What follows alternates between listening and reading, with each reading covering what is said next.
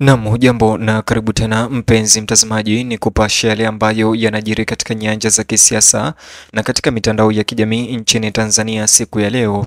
Habari mbaya na pigo kubwa kwa utawala wa Samia Suluhu Hassan wa CCM, huku wa Tanzania nchini Marekani wakiandamana leo na kukusanyika wengi nje ya jengo la ICC mjini Netherlands, Marekani, wakiitisha haki kwa vitendo vya mauaji baada ya uchaguzi Tanzania. Bonyeza alama ya like kisha bonyeza neno subscribe na alama ya kengele chini ya video hii kabla ni kutaarifu ripoti hizi kwa kina na kwa upana zaidi. Mvutano umeongezeka kwa mara nyingine kwa utawala wa Rais Samia Suluhu Hassan jioni hii kufuatia matukio ya kushangaza nje ya makao makuu ya Mahakama ya Kimataifa ya Uhalifu ICC, ambapo Watanzania wanaoishi Marekani na Ulaya sasa hivi wameonekana kukusanyika na kudai haki kwa kile walichokitaja kuwa ni mauaji na ukatili wa serikali. Wakati wa maandamano hayo nje ya jengo la ICC, waliweza kuandamana kutetea haki ya waandamanaji waliouliwa baada ya uchaguzi Tanzania. Waandamanaji hao wakipeperusha bendera na mabango ya Tanzania na kushikilia mabango ya kutaka uwajibikaji yaliyoandikwa maneno mazito, waliimba kauli mbiu za kulaani vitendo vya serikali na kuitaka ICC kuanza uchunguzi wa kile walichokiita uhalifu dhidi ya ubinadamu. Uhalifu dhidi ya ubinadamu unaohusishwa na maandamano ya Tanzania. Picha za mashuhuda zilizosambazwa kwenye mitandao ya kijamii zilionyesha umati mkubwa wa Tanzania wakiwa wamekusanyika kwa amani nje ya jengo la ICC, wengine wakiwa wamefunikwa bendera za taifa, huku wengine wakiwa na mabango yenye ujumbe kama vile haki kwa Watanzania waliouawa na komesha mauaji Tanzania. Maandamano hayo yaliyochochewa na hasira dhidi ya maandamano ya Tanzania ambayo yaligeuka kuwa mauti yanaonekana kuwa pigo kubwa kwa taswira ya serikali nje ya nchi. Washirika wengi walishtumu mamlaka za Tanzania kwa kuficha idadi halisi ya watu waliouawa au kutoweka baada ya maandamano ya Tanzania. Vilevile walitaka ulimwengu mzima kuchukua tahadhari dhidi ya yale ambayo yanaendelea nchini Tanzania. Katika chapisho tofauti la mtandaoni kutoka kwa gazeti la kidijitali la Kenya, iliripotiwa kuwa ICC tayari imeanza tathmini ya awali ambayo inaweza kusababisha uchunguzi rasmi wa mauaji na kupotea kwa watu waliohusishwa na maandamano ya Tanzania. Katika chanzo cha ripoti hizi ni gazeti maarufu la Kenya linalofahamika kama Kenyans.co.ke, lilinukuu na kuandika hivi: Tanzanians protest outside the ICC in the Netherlands demanding justice over recent killings. Katika picha hizo zilionyesha picha za Watanzania wakiandamana nje ya nchi, na katika ripoti nyingine ilisema ICC launches preliminary examination into post-election dates in Tanzania, The Hague, Netherlands, November 4, 2025.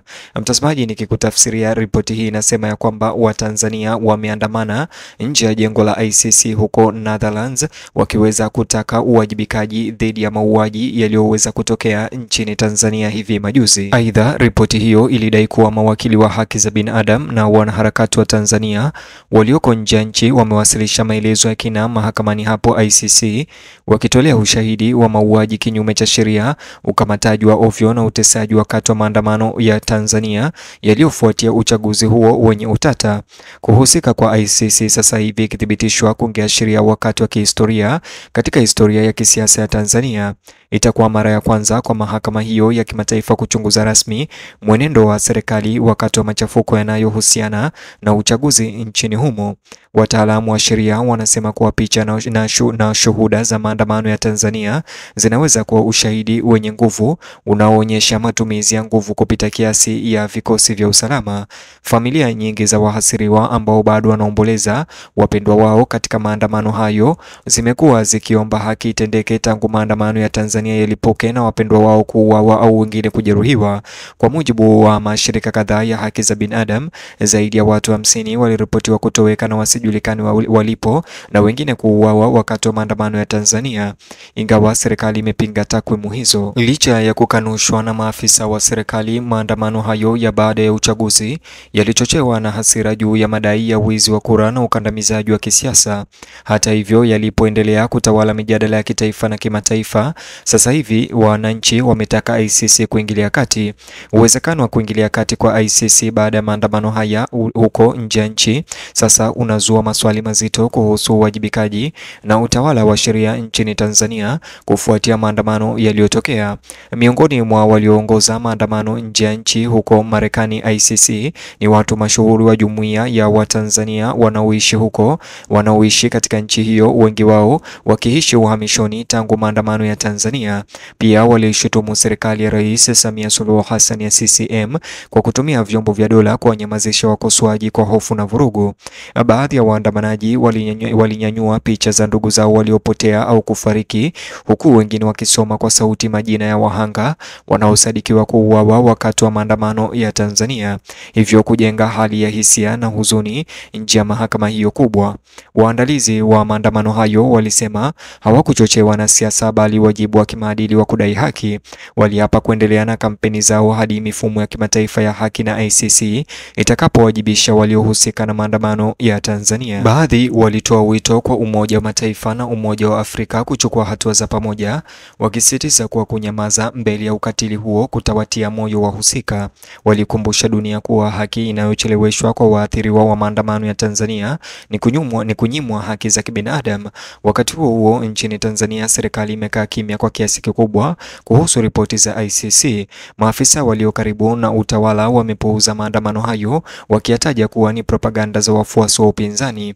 Hata hivyo, wakosoaji wanahoji kuwa kutupilia mbali maandamano ya Tanzania na kilio cha haki kutaongeza taswira ya taifa hilo nje ya nchi. Wito unaongezeka wa uchunguzi wa kimataifa na pia umeweka shinikizo kubwa kwa taasisi tawala. Waangalizi wa kisiasa wanaamini kuwa maandamano nje ya jengo la ICC leo yanaashiria mabadiliko ya kidemokrasia ya Tanzania. Wanasema maandamano ya Tanzania yalifichwa malalamiko ya kina miongoni mwa wananchi wanaohisi kutengwa na fursa za kisiasa na kiuchumi. Kulingana na wachambuzi wa masuala, kushindwa kwa serikali kujibu upinzani wa amani kulisababisha kuzuka kwa ghasia za maandamano na kuzidisha hisia kali za umma.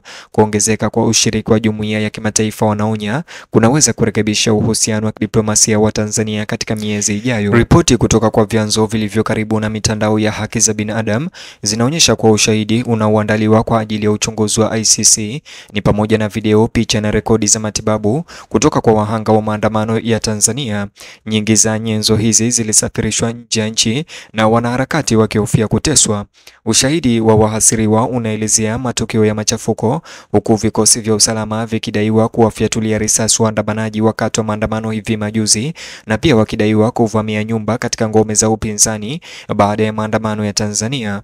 Wanasheria kadhaa wa kimataifa wa haki za binadamu sasa wamejiunga na kesi hiyo, wakisema kuwa mfumo wa haki wa Tanzania umeshindwa kuwalinda raia au kuchunguza dhuluma zilizofanywa wakati wa maandamano ya Tanzania. Wanahoji kuwa ICC ndiyo njia pekee iliyosalia ya haki. Mwanasheria mmoja anayefahamu suala hilo alisema shuhuda hizo zinatoa picha mbaya ya dola inayopigana na watu wake, akiongeza kuwa maandamano ya Tanzania yamekuwa ishara ya ujasiri wa watu na kupigania uhuru.